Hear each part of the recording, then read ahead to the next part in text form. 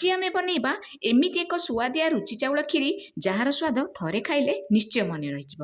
ଅଳ୍ପ କିଛି ସହଜ ଉପାଦାନରେ ଘରେ କେମିତି ଘନ କ୍ରିମି ଏବଂ ସୁଗନ୍ଧିତ କ୍ଷୀରି ବନେଇବା ଆଜିର ଭିଡ଼ିଓରେ ମୁଁ ପୁରା ରେସିପି ଆପଣମାନଙ୍କୁ ଦେଖେଇବି। ତାହେଲେ ଚାଲନ୍ତୁ ଏ ଭିଡ଼ିଓଟିକୁ ଆପଣ ସ୍କିପ୍ ନ କରି ଶେଷ ପର୍ଯ୍ୟନ୍ତ ଦେଖନ୍ତୁ, ଯାହାଫଳରେ ଆପଣ ରେସିପିଟି ବହୁତ ଭଲ ଭାବେ ବୁଝିପାରିବେ। ଯଦି ଭିଡ଼ିଓଟି ଭଲ ଲାଗୁଛି ନିହାତି ଗୋଟେ ଛୋଟିଆ କମେଣ୍ଟ କରିବେ। ତାହେଲେ ଚାଲନ୍ତୁ ରୁଚି ଚାଉଳ କ୍ଷୀରି ପାଇଁ କ'ଣ କ'ଣ ସାମଗ୍ରୀ ଦରକାର ଆମେ ପ୍ରଥମେ ଜାଣିବା। ତ ଏଇଠି ମୁଁ ରୁଚି ଚାଉଳ କ୍ଷୀରି ପାଇଁ ଗୋଟେ ବାଉଲ ନେଇଯାଇଛି ରୁଚି ଚାଉଳ, ତାପରେ ଏଇଠି ମୁଁ ବାଉଲରେ ନେଇଯାଇଛି କାଜୁ ଏବଂ ଆଲମଣ୍ଡକୁ, ତାପରେ ଗୋଟେ ବାଉଲରେ ନେଇଯାଇଛି କିସମିସ୍, ଏଠି ମିଠା ପାଇଁ ଚିନି ନେଇଛି, ମିଲ୍କମେଡ୍ ନେଇଛି, ତାପରେ ଏଠି ଗୁଜୁରାତି ମୁଁ 4ରୁ 5ଟି ନେଇଛି। ତ ଏହାପରେ ଏଠି ମୁଁ ସାଫ୍ରନ୍ ନେଇଛି ବା କେଶର, ଏଠି କ୍ଷୀର ନେଇଛି 1 ଲିଟର, ଲୁଣ ଟେଷ୍ଟ ହିସାବରେ, ଏଠି ମୁଁ ଏଭ୍ରିଡେର ନେଇଛି ଅମୁଲ, ଆପଣ ଯେଉଁ ବ୍ରାଣ୍ଡର ବି ନେଇପାରିବେ। ଏଠି ଘିଅ ନେଇଛି। ପ୍ରଥମେ ଆମେ ଗ୍ୟାସ୍ ଅନ୍ କରି କରେଇ ବସେଇବା। କରେଇ ଗରମ ହେଇସାରିଲେ ଏଠି 4ରୁ 5 ଟେବୁଲ ସ୍ପୁନ୍ ଘିଅ ଦେଇଦେବେ। ଦେଲା ପରେ ଆମ ଡ୍ରାଏ ଫ୍ରୁଟ୍ସକୁ ଭାଜିବା। ଏଠି କାଜୁ ଆଲମଣ୍ଡକୁ ନେଇଯାଇଛି, ଆଲମଣ୍ଡକୁ ଟିକେ ମଝିରୁ ପିସ୍ କରିଦେଇଛି। ତ ଏମିତି ଭାଜିବା। ତାପରେ କାଜୁ ଆଲମଣ୍ଡ ଭାଜି ସାରିଲା ପରେ କିସମିସ୍ ତାପରେ ପକେଇବା। ଆପଣଙ୍କ ପାଖରେ ଯେଉଁ ବି ଡ୍ରାଏ ଫ୍ରୁଟ୍ସ ଥିବ ଆପଣ ମନପସନ୍ଦ ଡ୍ରାଏ ଫ୍ରୁଟ୍ସ ନେଇକି ଏଥିରେ ପକେଇ ପାରିବେ। ତ ଏହାକୁ ଭାଜି ସାରିଲା ପରେ ଏହାକୁ ଗୋଟେ ପ୍ଲେଟ୍କୁ ଆମେ ବାହାର କରିଦେବା। ତାପରେ ସେ କରେଇରେ ଘିଅ ଯେଉଁ ଅଛି ବଳକା ସେଥିରେ ଆମେ ରୁଚି ଚାଉଳକୁ ଦେବା। ଏହାକୁ ଭାଜିବା କଣ୍ଟିନ୍ୟୁ। ଗ୍ୟାସ୍ ଫ୍ଲେମ୍କୁ ଆପଣ ଲୋରୁ ମିଡ଼ିୟମ୍ ରଖିକି ଭାଜିବେ।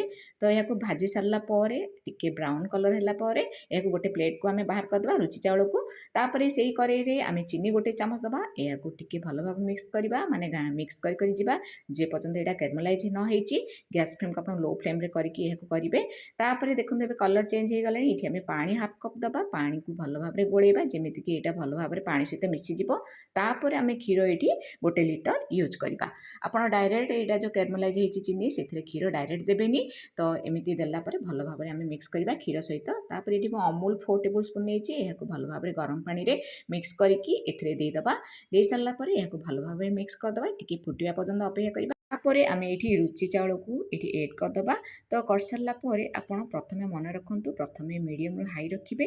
ତାପରେ ଟିକେ ଫୁଟି ସାରିଲା ପରେ ପୁରା ଲୋ ଫ୍ଲେମ୍ କରିଦେବେ, ଯାହାଫଳରେ କି ଆପଣଙ୍କର କ୍ଷୀରିଟା ବହୁତ ହି ସୁନ୍ଦର ଆଉ ଘନତା ଆସିବ ଆଉ ଦେଖିବାକୁ ବି ବହୁତ ହି ସୁନ୍ଦର ଆସିବ ଆଉ ଖାଇବାକୁ ବହୁତ ଟେଷ୍ଟି ଲାଗିବ।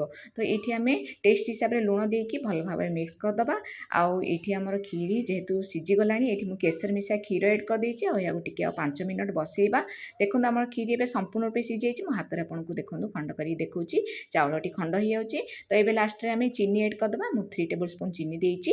ଆଉ ଏଠି ମୁଁ ଯେହେତୁ କ୍ଷୀରି ପାଇଁ ଏଠି ଚିନି, ମିଲ୍କମେଡ୍ ଆଉ ଅମୁଲ ଦେଇଛି। ଆପଣଙ୍କ ମିଠା ହିସାବରେ ଆପଣ ଚିନି ଅଧିକା ଏଡ୍ କରିପାରିବେ। ତ ଏଠି ମୁଁ ମିଲ୍କମେଡ୍ 4 ଟେବୁଲ ସ୍ପୁନ୍ ଦେଇଦେଇଛି। ଦେଇକି ଭଲ ଭାବରେ ଏହାକୁ ମିକ୍ସ କରିଦେବା। ଆଉ ଲାଷ୍ଟରେ ଏଠି ଦେଇଦେବା ଡ୍ରାଏ ଫ୍ରୁଟ୍ସ ଆମେ ଯେଉଁ ଭାଜିକି ରଖିଥିଲେ ଅଧା ଦେଇଦେବା, ଅଧା ଆମେ ଗାର୍ନିସିଂ ପାଇଁ ରଖିଦେବା। ତାପରେ ଲାଷ୍ଟରେ ଏଠି ଗୁଜୁରାତିକୁ ମଧ୍ୟ ଛେଚିକି ଏଠି ଏଡ୍ କରିଦେବା। ତାପରେ ଆମର ସମ୍ପୂର୍ଣ୍ଣ ରୂପେ ପ୍ରସ୍ତୁତି ହେଇଯିବ ରୁଚି ଚାଉଳ କ୍ଷୀରି। ଏହାକୁ କରନ୍ତୁ ଆଉ କେମିତି ଲାଗିଲା ମୋତେ କମେଣ୍ଟ ମାଧ୍ୟମରେ ନିଶ୍ଚିତ ଜଣାଇବେ। ଯଦି ଭିଡ଼ିଓଟି ଆପଣମାନଙ୍କୁ ଭଲ ଲାଗୁଛି ନିହାତି ଲାଇକ୍ କରିବେ, ନିଜ ପରିବାର ଓ ସାଙ୍ଗମାନଙ୍କ ସହ ସେୟାର କରନ୍ତୁ ଏବଂ ଏଭଳି ରେସିପି ପାଇଁ ଚ୍ୟାନେଲକୁ ନିଶ୍ଚିତ ସବସ୍କ୍ରାଇବ୍ କରନ୍ତୁ। ଧନ୍ୟବାଦ।